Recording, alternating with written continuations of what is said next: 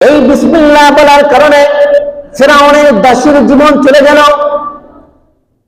একদিন ফিরআউনের কন্যা তার মাতা, তার দাসী, ওই ফিরআউনের দাসী তার কন্যার মাথা আঁচড়াচ্ছেন। আঁচড়াতে আঁচড়াতে তার হাত থেকে চিরুনিটা পড়ে গেল। ওই চিরুনিটা উঠাইতে গিয়া ওই দাসী বলল বিসমিল্লাহ। এই বলার পরে ফিরআউনের কন্যা সন্তান তিনি বললেন, তুমি কি আমার পিতার নাম নিয়েছো নাকি? আমার পিতার নাম নিয়ে কি তুমি চিরুনিটা উঠেছো কিনা? তিনি বললেন, না, আমি এমন একজনের নাম নিয়েছি, তোমার রব, আমার রব, তোমার পিতার রব, তিনি আমার সৃষ্টিকর্তা আল্লাহর নাম নিয়ে আমি চিরুনি উঠাইলাম। কিন্তু ফিরআউনের কন্যা সন্তান তিনি রাগান্বিত হয়ে তার পিতার কাছে, ফিরআউনের কাছে বলে দিলেন, ও পিতা, তোমার দাসী তোমাকে রব মানে না, রব না মেনে কার ওই উপর আল্লাহর নাম নিয়ে সে একটা চিরুনি উঠাইছে। এবার ফিরআউন তার দাসীকে ডাকলেন।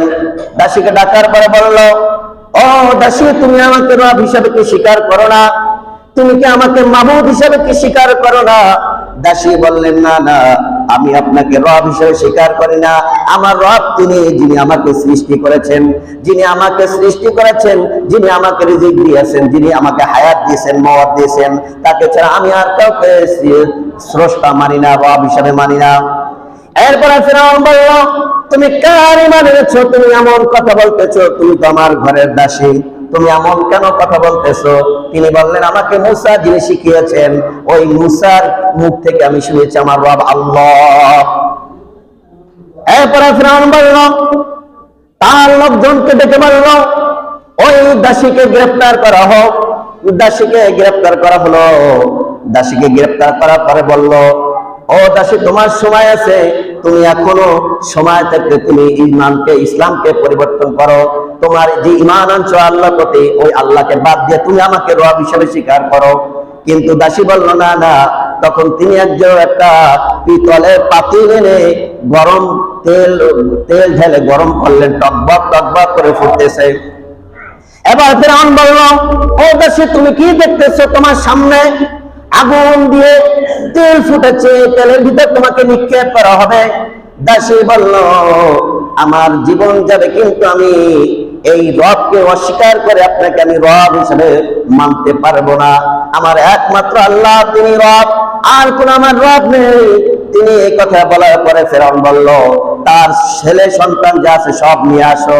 তার ছেলেদেরকে নিয়ে আসা হলো। তখন তিনি বললেন, ও দাসী, শুনে রাখো, তুমি যদি আজকে ওই ঈমান না ছাড়ো, ওই রবকে অস্বীকার যদি না করো, আমি তোমার সন্তানদেরকে একটা একটা করে ওই গরম তেলের ভিতরে ঢেলে দেব। তখন মার মন কাঁদতে শুরু করলেন। তিনি বললেন, না, আমি পারবো না, আমার রবকে আমি অস্বীকার করতে পারবো না, আর তোমাকে আমি রব হিসেবে স্বীকার করতে পারবো না। এই বলার পরে ওই ফিরআউন বলল, তার চাকর বাকরদেরকে বলল, বড় সন্তানটা এনে তেলের ভিতরে ঢুকিয়ে তেলের ভিতরে ঢেলে দাও।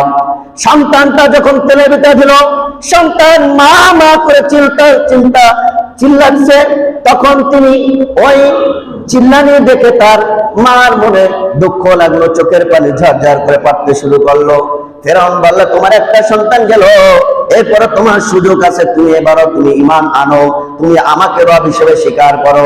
তিনি বললেন, আমি রব হিসেবে স্বীকার কাউকে করতে পারবো না আমার রব ছাড়া।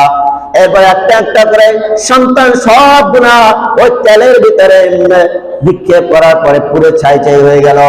এরপরে তার একটা সন্তান ছিল, দুধের সন্তান, শিশু সন্তান আনলেন।